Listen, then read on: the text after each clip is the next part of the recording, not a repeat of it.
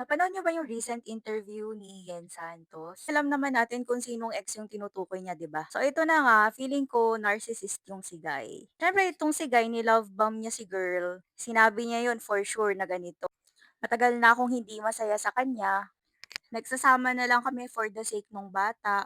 Na hindi ko akalain na may in love ako sa'yo ng ganito. Handa akong iwanan yung jowa ko at yung anak ko, pamilya ko para sa'yo. So ayun, si Ian Santos, syempre nakuha siya ng mga ganong klaseng manipulation at love bombing ni Boy. Kaya kahit na mali, kahit na may partner, may anak, may pamilya yung guy, gina-justify pa rin niya. Kasi nasa cloud 9 pa siya eh, nandun pa siya sa idealization state na kung saan grabe yung love bombing sa kanya, kaya fall naman siya.